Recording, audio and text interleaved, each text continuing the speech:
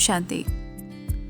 कई बार लाइफ में ऐसी बात हो जाती है कि हमें लगता है हम चारों तरफ से घिर गए हैं, कोई भी रास्ता हमें उससे निकलने का नहीं नज़र आता है।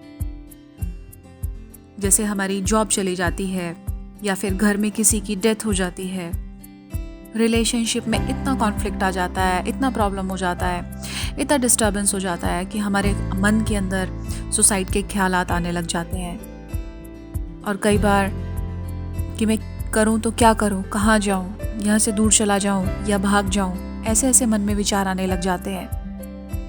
अपने आप को निकालने की बहुत कोशिश करते हैं, मेहनत करते हैं अपने आप को कि इस फेज से गुजर जाएं, लेकिन थोड़े टाइम के लिए तो सिचुएशन कंट्रोल में हो जाती है, हम अपने आप को ठीक भी कर लेते हैं, लेकिन फिर कुछ ना कुछ ऐसा होता रहता है जो हम फिर से डाउन हो जाते हैं। फिर हमें लगता है कि आखिर मैं कब तक खुद को संभालूं और घर को संभालूं। जब तक मैं खुद को ही नहीं संभाल पाऊंगा तो घर को कैसे संभालूंगा। लेकिन आज से, बल्कि अभी से, ये ऑडियो सुनने के बाद, ये वीडियो देखने के बाद आप एक संकल्प करें कि आज के बाद ईश्वर को अपने घर का सबसे बड़ा हेड, सबसे बड़ा लीडर, सबसे बड़ा मुखिया बना दीजिए। क्यों? क्योंकि जब तक हम अपने आप को घर का मुखिया समझते हैं तो हमें लगता है कि मुझे घर को चलाना है, मुझे घर की जिम्मेवारी को हैंडल करना है। अब मेरे पास जॉब नहीं है या इतना कम मेरे पास पैसे आ रहे हैं तो मैं कैसे चला पाऊंगा घर को। क्यों? क्योंकि मैंने अपने आप को क्या समझा कि मैं इस घर का बड़ा हूँ। तो जब हम ईश्वर को, भगवान को अपने घर का हेड बना देंगे तो बहुत सारी जिम्मेवारियों से हम मुक्त हो जाएंगे। अब आप सोचेंगे कि ईश्वर घर को कैसे संभालेगा, हम जिम्मेवारी से कैसे फ्री हो पाएंगे। देखिए, जब हम ईश्वर को अपने घर का हेड बना देते हैं, दिल से बनाना है, ऐसे ही सिर्फ मुंह से बोल दिया ऐसे नहीं, दिल से बनाना है। जब हम दिल से ईश्वर को घर का हेड बनाते हैं तो यकीन मानिए आपके पूरे घर की जिम्मेवारी वो ले लेगा।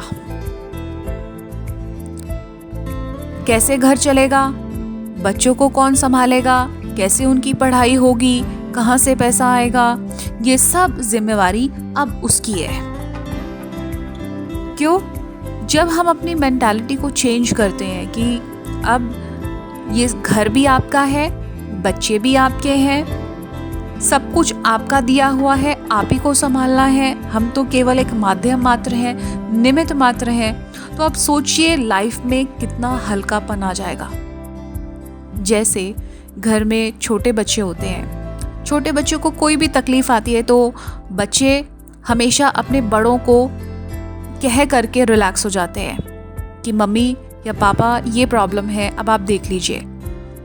तो बच्चों ने तो कह दिया, अब वो बड़ों की जिम्मेवारी है, पेरेंट्स की जिम्मेवारी है कि उस प्रॉब्लम को कैसे डील करना है। क्यों? क्योंकि मन में रहता है कि मेरा बच्चा प्रॉब्लम में है तो मुझे इसे किसी ना किसी तरीके से प्रॉब्लम से फ्री करना है। ऐसे ही यदि हम ईश्वर को अपना पिता, अपने घर का हेड बना ले, अपने घर का एक पेरेंट बना ले, तो हम तो अब उसके बच्चे हो गए। जब एक बच्चा समझ करके हम उसे कम्युनिकेशन करते हैं, दिल की बातचीत करते हैं, दिल की बातें बताते हैं कि आप मेरे घर के पिता हो, आप मेरे घर के फादर हो, डैडी हो, या जो भी आपका दिल करे, जिस भी नाम से आप उसको कहना चाहें, तो जब एक दिल की बातचीत होना शुरू होती है तो वो दिल की बात तो ज़रूर सुनता है।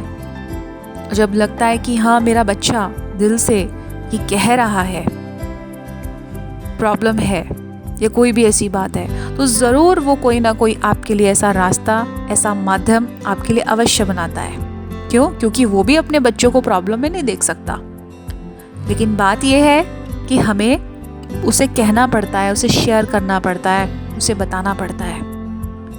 अब आप सोचेंगे कि भगवान तो सब कुछ जानता है तो उसे बताने की ज़रूरत क्या है, वो तो सब कुछ देख रहा है, उसे क्या बताने की ज़रूरत है। अब आप देखिए, घर के अंदर आपके बच्चे जो भी कुछ कर रहे होते हैं, कोई भी ऐसी बात कर रहे होते हैं, कई बार पेरेंट्स को पता होता है अंदर से कि हाँ, मुझे पता है कि मेरा बच्चा क्या कर रहा है, लेकिन हम वेट कर रहे होते हैं कि देखता हूँ वो मेरे पास आए, मैं देखता हूँ कि वो मेरे पास कब आएगा और कब ये बात कहेगा। इसका मतलब ये नहीं कि हमारा उससे प्यार कम हो गया या कोई ऐसी बात हो गई कि हम उसे कोई दूरी बना लेंगे, ऐसा नहीं। लेकिन हम देखते हैं कि मेरे बच्चे को मेरे पर कितना विश्वास है, मेरे बच्चे को मुझ पर कितना निश्चय है। तो सेम भगवान के साथ भी है, ईश्वर के साथ भी है कि वो पता है उसको कि मेरा बच्चा किस प्रॉब्लम में है, किस दुविधा में है, लेकिन वो यही चेक करता है कि मेरे बच्चे को मुझ पर कितना विश्वास है, कितना निश्चय है। और दूसरी बात ये कि घर में हम बच्चों को सिखाते हैं, अच्छे संस्कार सिखाते हैं कि बच्चों को कभी भी किसी को दुख नहीं देना है, चोरी नहीं करनी है, ऐसे किसी से रफ टफ बात नहीं करनी है, सबके साथ आपको अच्छा चलना है, दूसरों के साथ रिस्पेक्ट से चलना है, रिस्पेक्ट देना है, प्यार से चलना है, घर में आपस में कोऑपरेट करके चलना है। हम ये संस्कार बच्चों को सिखाते हैं, क्यों? ताकि वो आगे चल के एक अच्छा भविष्य, एक अच्छा इंसान बन सके। तो ऐसे ही आजकल के समय में भी जब हम देखें, आजकल हमारा जो बर्ताव है दुखदायी हो गया। ऐसी बात नहीं है कि हम सुख नहीं देते, सुख ज़रूर देते हैं, लेकिन ज़्यादा जो रेशियो हो चुकी है, दुख देने की प्रवृत्ति हो चुकी है। छोटी छोटी बातों में हम इरिटेट हो जाएंगे, लड़ाई झगड़ा करना शुरू कर देंगे, घर का माहौल बिगाड़ देंगे, मार पिटाई भी शुरू कर देंगे। हम कदर नहीं करते हैं आजकल इंसान की कदर करना भूल गया है। तो कई संस्कार आज के समय में हम खो चुके हैं। लेकिन ईश्वर भगवान वो तो सबको सुख देने वाला है, वो किसी को भी दुख नहीं देने वाला है, वो सबको प्यार करने वाला है।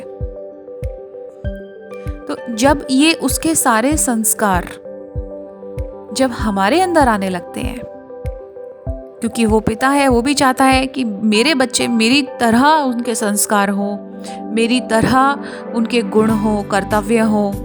तो जब उसके जैसे गुण कर्तव्य हमारे अंदर आएंगे तो सोचो वो हमें कितना प्यार करेगा, कितना कुछ देगा जीवन के अंदर। घर में भी क्या होता है कि जब छोटे बच्चे या हमारे अपने बच्चे जो होते हैं वो वैसा करते हैं जैसा हम उनको सिखाते हैं जीवन में आगे बढ़ने के लिए, तो हम शान से कहते हैं देखो ये मेरा बच्चा है, इसके इतने अच्छे संस्कार हैं, ये मेरा बच्चा है। तो इसी तरीके से जो ईश्वर हमें चाहता है, हमें जैसा देखना वैसा ही हम अपने जीवन में करते हैं, अप्लाई करते हैं, तो वो सोचो कितना खुश होगा और वो कितनी सारी चीज़ें आपको ऑटोमेटिकली दे देगा। तो ये बहुत ज़रूरी है कि हम अपने संस्कारों को भी परिवर्तन करें। जैसे ईश्वर के संस्कार हैं वैसे ही हम अपने आप में धारण करें। हम सोचेंगे ये तो बड़ा टफ काम है, ऐसा कैसे हो सकता है, ईश्वर तो इतना बड़ा है, इतना ऊंचा है और हम उसके कंपैरिजन में तो बहुत कमज़ोर हैं, हम उस जैसा थोड़ा ही हो सकते हैं। लेकिन एक हमेशा ध्यान रखिए कि शेर का बच्चा शेर होता है, शेर का बच्चा गीदड़ या बकरी नहीं होता है। इस चीज़ का हमेशा ध्यान रखना है हमको।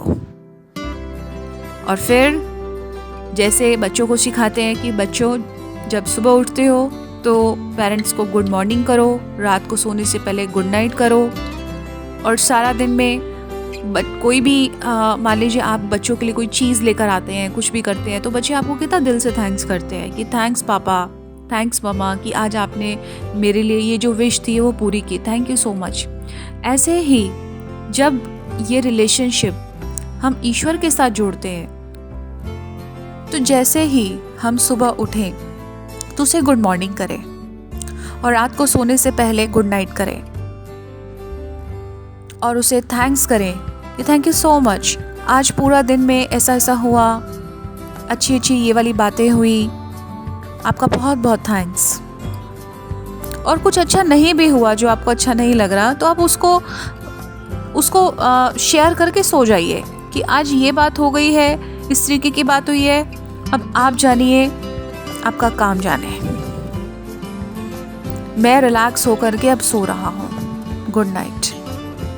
आप देखेंगे जब हम ईश्वर को समर्पित भाव से, दिल के भाव से उसे नाता जोड़ते हैं और उसे अपने घर का सदस्य बनाते हैं, तो हम कितना चिंता मुक्त हो जाते हैं। ईश्वर को हेड बनाइए और हेडेक से फ्री हो जाइए।